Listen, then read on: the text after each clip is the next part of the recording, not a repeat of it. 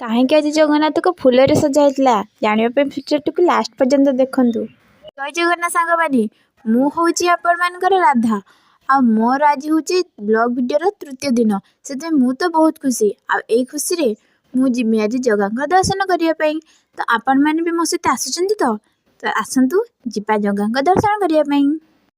ତାପରେ ରେଡ଼ି ହେଇକି ଆମେ ବାହାରି ଗଲୁ ସ୍କନ୍ ମନ୍ଦିର। ଆପଣମାନେ ଜାଣିଛନ୍ତି ଆମ ଜଳେଶ୍ୱରରେ ଥିବା ସ୍କନ୍ ମନ୍ଦିରକୁ ଯଦି ଆପଣ ଆସିଛନ୍ତି ତାହେଲେ ମୋତେ କମେଣ୍ଟରେ ଜଣାନ୍ତୁ। ଆଉ ଯଦି ଆସିନାହାନ୍ତି ତାହେଲେ ନିହାତି ଆସନ୍ତୁ।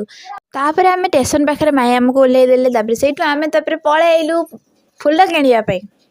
ତାପରେ ଆମେ ଏଇଠି ପହଞ୍ଚିଗଲୁଣି ଫୁଲ ଦୋକାନକୁ। ତାପରେ କିଛି ଫୁଲ ନେଇକି ଠାକୁରଙ୍କ ପାଇଁ ବଢ଼ିଆ ବଢ଼ିଆ ଫୁଲ ଥିଲା, ସୁନ୍ଦର ସୁନ୍ଦର। ଠାକୁରଙ୍କ ପାଇଁ ଫୁଲ ନେଇକି ଆମେ ପୁଣି ଥରେ ପଳେଇଲୁ ଆମର ଲକ୍ଷ୍ମୀ ବସ୍ ପାଖକୁ। କାହିଁକିନା ସେଇଠୁ ଲକ୍ଷ୍ମୀ ବସ୍ ଯିବ ପୁରା ବ୍ଲକକୁ। ତାପରେ ସେଇଠୁ ପୁଣି ଧରିକି ବସ୍ରେ ତ ବହୁତ ଭିଡ଼ ହେଇଥିଲା।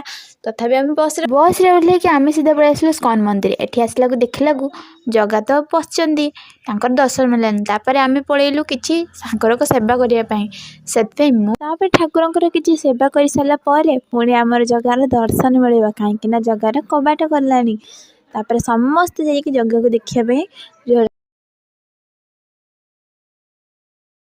ଆଜି ଯେହେତୁ ଗୋଟେ ଏକାଦଶୀ ଥିଲା, ସେଥିପାଇଁ ଠାକୁର ଆଜି ବହୁତ ସୁନ୍ଦର ଦେଖାଯାଉଛନ୍ତି। ଫୁଲରେ ସଜା ତାଙ୍କରେ ବସ୍ତ୍ର ବହୁତ ସୁନ୍ଦର ମାନୁଛି ତାଙ୍କୁ। ଜଗା ତ ବହୁତ ସୁନ୍ଦର ଦେଖାଯାଉଛି, ମୋର ତ ଆଖି ହିଁ ଲାଗିଯାଇଥିଲା। ଆଉ ଆପଣମାନେ କୁହନ୍ତୁ ମୋ ଜଗା କେମିତି ଦେଖାଯାଉଛି? ଯଦି ଭଲ ଲାଗୁଥିବ ତାହେଲେ କମେଣ୍ଟରେ ଜୟ ଜଗନ୍ନାଥ ଲେଖିବେ। ତାପରେ ଆମେ ସେଇଠି ସମସ୍ତେ ମିଶିକି ଠାକୁରଙ୍କୁ ଦଣ୍ଡବତ ହେଲୁ, କାହିଁକିନା ଠାକୁରଙ୍କୁ ଦଣ୍ଡବତ ହେବା ଦ୍ୱାରା ଠାକୁରଙ୍କର ଆଶୀର୍ବାଦ ମିଳିଥାଏ। ତାପରେ ହେଇସାରିକି ମୁଁ ପଳେଇଲି ଯାଇକି ଦେଖିବା ପାଇଁ ଯେ ଠାକୁରଙ୍କର ଅନ୍ନ ମିଳିବ ନା ନାହିଁ। ପ୍ରସାଦ ମିଳିବା ପାଇଁ ତ ବହୁତ ଲେଟ୍ ଥିଲା, କିନ୍ତୁ ଆମେ ଯାଇକି ବସି ପଡ଼ିଲୁ। ତାପରେ କିଛି ସମୟ ପରେ ଆମକୁ ମିଳିଗଲା ପ୍ରସାଦ। ଏଠି ପ୍ରସାଦ ବହୁତ ସୁନ୍ଦର ହେଇଥିଲା।